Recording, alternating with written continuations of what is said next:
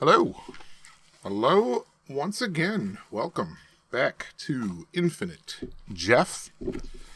Starring me, Jeff, reading Infinite Jest, one page at a time. To you, beautiful, beautiful people out there in internet land. So, we are up to page number 23. Exciting.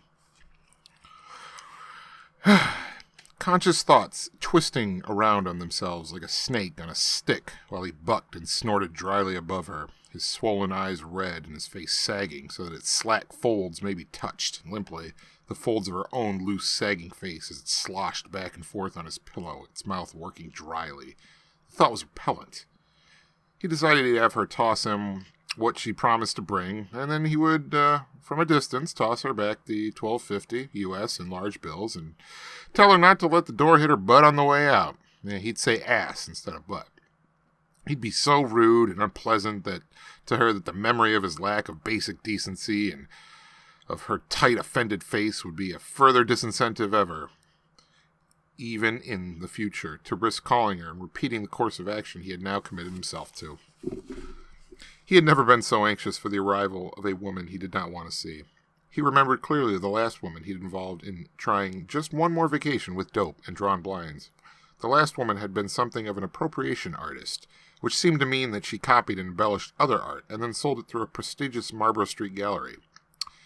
She had an artistic manifesto that involved radical feminist themes.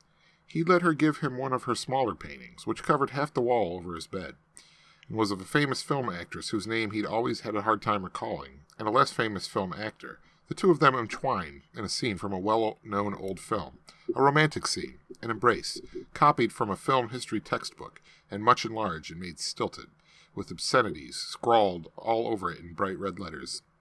The last woman had been sexy, but not pretty, as the woman he now didn't want to see but was waiting anxiously for was pretty in a faded, withered Cambridge way that made her seem pretty but not sexy.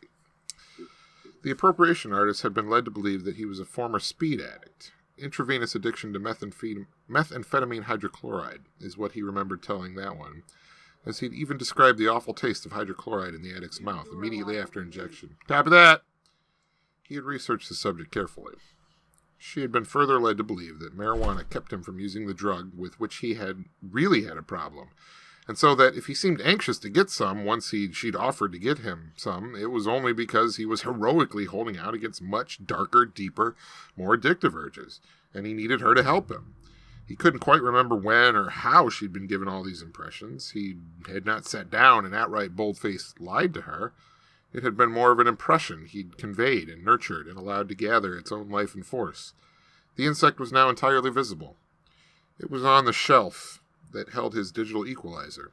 The insect might never actually have retreated all the way back into the hole of the shelf's girder.